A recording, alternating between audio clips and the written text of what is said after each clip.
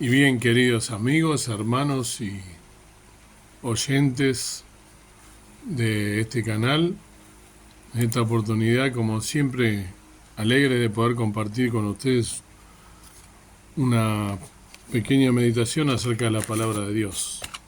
En este caso, en un hecho que está relacionado en cierta manera con la vida del rey David, ¿no? El rey más importante que tuvo Israel.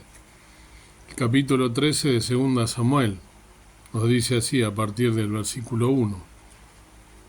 2 Samuel 13 a partir del versículo 1. Aconteció después de esto que teniendo Absalón, hijo de David, una hermana hermosa que se llamaba Tamar, enamoróse de ella Amnón, hijo de David. Y estaba Amnón angustiado hasta enfermar por Tamar su hermana, porque por ser ella virgen, parecía a Amnón que sería cosa dificultosa hacerle algo. Y Amnón tenía un amigo que se llamaba Jonadab, hijo de Simea, hermano de David. Y era Jonadab hombre muy astuto. Y éste le dijo: Hijo del rey, ¿por qué de día en día vas así enflaqueciendo? ¿No me lo descubrirás a mí? Y Amnón le respondió: Yo amo a Tamar, la hermana de Absalón, mi hermano. Y Jonadab le dijo: Acuéstate en tu cama y finge que estás enfermo, y cuando tu padre viniera a visitarte, dile: Ruégote que venga mi hermana Tamar, para que me conforte con alguna comida y aderece delante de mí alguna vianda, para que viendo yo la coma de su mano. Acostóse pues Amnón y fingió que estaba enfermo, y vino el rey a visitarle, y dijo Amnón al rey: Yo te ruego que venga mi hermana Tamar y haga delante de mí 2 hojuelas que coma yo de su mano. Y David envió a Tamar a su casa, diciendo: Ve ahora a casa de Amnón tu hermano y hazle de comer. Y fue Tamar a casa de su hermano Amnón, el cual estaba acostado, y tomó harina y amasó e hizo hojuelas delante de él y aderezólas. Tomó luego la sartén y sacólas delante de él, mas él no quiso comer, y dijo a Amnón: Echad fuera de aquí a todos. Y todos se salieron de allí. Entonces Amnón dijo a Tamar: Trae la comida a la alcoba para que yo coma de tu mano. Y tomando Tamar las hojuelas que había aderezado, llevólas a su hermano Amnón a la alcoba. Y como ella se las puso delante para que comiese, él trabó de ella, diciéndole: Ven, hermana mía, acuéstate conmigo. Ella entonces le respondió: No, hermano mío, no me hagas fuerza, porque no se ha de hacer así en Israel, no hagas tal desacierto. Porque, ¿dónde iría yo con mi deshonra? Y aún tú serías estimado como uno de los perversos en Israel. Ruégote pues ahora que hables al rey, que no me negará a ti. Mas él no la quiso oír, antes pudiendo más que ella, la forzó y echóse con ella.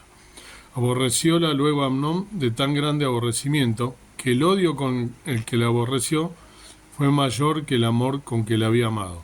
Y díjole a Amnón: Levántate y vete. Y ella le respondió: No es razón mayor, mal es este de echarme, que el que me has hecho. Mas él no la quiso oír. Antes, llamando a su criado que le servía, dijo: Échame esta allá afuera, y tras ella cierra la puerta. Y tenía ella sobre sí una ropa de colores, traje que las hijas vírgenes de los reyes vestían. Echóla pues fuera de su criado, y cerró la puerta tras ella. Entonces Tamar tomó ceniza y esparcióla sobre su cabeza, y rasgó su ropa de colores de que estaba vestida, y puesta su mano sobre su cabeza, fuese gritando. Y díjole su hermano Absalón: ¿Ha estado contigo tu hermano Amnón? Pues calla ahora, hermana mía, tu hermano es. No pongas tu corazón en este negocio. Y quedóse Tamar desconsolada en casa de Absalón, su hermano. Y luego que el rey David oyó todo esto, fue muy enojado. Hasta aquí vamos a leer. Este es un pasaje que quizá algunos lo conocen y otros no lo conocen tanto, ¿sí? Siempre buscamos sacar enseñanzas de todo esto, ¿no? El precio del pecado de David, asesinato y adulterio, fue elevado, y pasó el resto de su vida lamentándolos.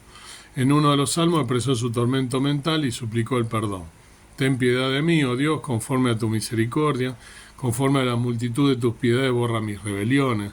Lávame más y más de mi maldad y límpiame de mi pecado, porque yo reconozco mi rebelión y mi pecado están siempre delante de mí, ¿no? Lo que dijo, entre otras palabras, en el Salmo 51, el rey David.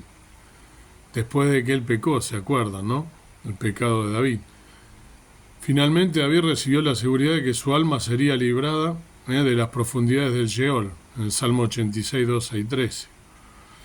Y así David también pagó otro precio, un precio terrenal, el cual lo persiguió hasta la muerte.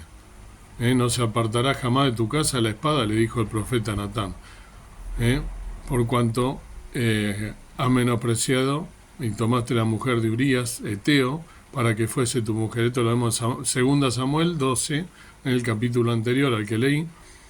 Esta profecía se cumple literalmente, ¿no? Esta sección del estudio del Antiguo Testamento describe la historia de cómo el reino terrenal de David comenzó a desintegrarse por la contención interna y por la lucha. David vivió para lamentar sus pecados en la mortalidad y también en la eternidad. Entonces tenemos que preguntarnos, ¿no? Porque hasta aquí vemos como introducción y más la lectura que leí. Esto después en que desemboca Absalón. Tamar se entera de lo que pasó con su hermana, pasan 2 años y después Tamar le comenta a David que iba a dar una fiesta, ¿no? Y David le dice que él no va a ir, pero que bendice la fiesta, y él le insiste en que vaya este muchachito, ¿no? Amnón, que fue quien violó a su hermana. Esto pasó 2 años después de este hecho. Y bueno, lo emborrachan, ¿no? Lo embriagan a este muchacho Amnón y lo matan. Se venga Absalón y después Absalón tiene que salir huyendo. Después Absalón va a ser el hijo de David que quiere tomar él. ¿Se acuerdan también? La historia de Absalón no termina allí. Absalón después se quiere o se apropia él del reino en parte, con algunos de los súbditos de David, y bueno, y se quiere hacer pasar él por rey. Después se hace enemigo al padre, lo empieza a perseguir. Y después finalmente terminan matándolo a Absalón, que queda enredado de los pelos. ¿Se acuerdan que tenía cabello largo? Huyendo en un caballo que lo perseguían y quedó. Pero bueno, el hecho es que debemos ver qué semejanza, porque esto proviene del pecado. Nosotros la primera enseñanza que debemos sacar acá es que cada acto que nosotros realizamos en nuestra vida, cuando son actos los buenos y los malos, todos tienen consecuencias. Cada uno de nosotros, siendo cristianos evangélicos, debemos saber que todo aquello que no esté dentro de la voluntad de Dios va a tener una consecuencia negativa para nuestra vida. Y muchas veces llegan a ser cosas que hasta nos llegan a angustiar, que el peso de ese pecado nuestro, como es el caso de David, tiene consecuencias graves. Y fíjense, ¿no?, que acá tenemos que buscar un paralelismo, si se quiere, en qué se asemejó la tragedia de Tamar a la experiencia de Betsabé y David. Tamar era una de las hermosas hijas de David, como leímos recién, y de su esposa Maaca, y medio hermana de Amnón. Eran medios hermanos ellos. Amnón era el mayor de los hijos de David, habiendo nacido de Ahinoam, cuando David estaba en Hebrón. Era el príncipe heredero al cual le correspondía el trono de David. El amor que Amnón sentía por Tamar no era el amor de un hermano hacia su hermana, era una pasión desenfrenada, la cual ofuscó su razón. El paralelo entre David y Amnón es evidente, pues David había dado el ejemplo al no lograr que el espíritu controlara el cuerpo cuando cedió a su pasión por Betsabé. También dio un ejemplo de cómo encubrir sus pecados, lo recuerdan, ¿no? Acá vemos que luego Amnón aborreció a Amnón, ¿no? Amnón aborreció a Tamar. Amnón realmente no amaba a Tamar. Una vez que satisfizo su pasión, su deseo carnal, la aborreció. ¿Cuán a menudo esa injusticia hacia las mujeres es demostrada por los hombres malos?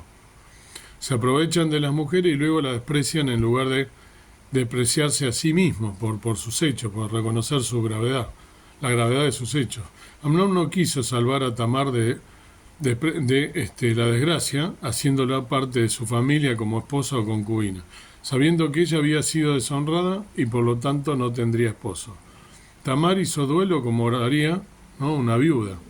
En el versículo 19 leímos, ¿no?, que ella se se quema, ¿no? Primero se saca el vestido de colores, como leí recién, que era signo de una virgen, de una mujer que no había conocido varón.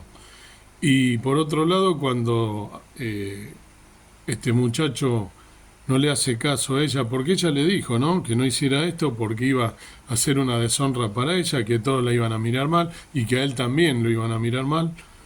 Que por qué no hablaba con David, que David seguramente, si él la quería para él, como su esposa, iba a concederle el deseo. Pero no le hizo caso, fue más fuerte su impulso, sus deseos carnales, porque fíjense con qué trampa él se hace pasar porque estaba enfermo, ¿no? O sea que ya todo un acto de pecaminoso.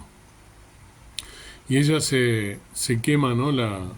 Luego de sacarse el vestido este, porque ya había perdido la virginidad, además otro acto que hace, se quema la cabeza con ceniza, no todo el cabello, se queda pelada por la quemazón. Eso era un signo, ¿no? En la Israel de ese momento, era un signo de justamente cuando hay una deshonra o un pecado, era una de las formas que tenían ella de justamente, era una costumbre, ¿no? Un ritual que tenían cuando uno cometía pecado. Y bueno, ella lo hace. David se enojó en extremo, ¿no? Por la forma en que Amnón había tratado a Tamar. Pero ¿qué podía hacer o decir? Su propia conducta con Betsabé lo había dejado sin base para condenar. Aquí tenemos, como dije, el resultado del pecado.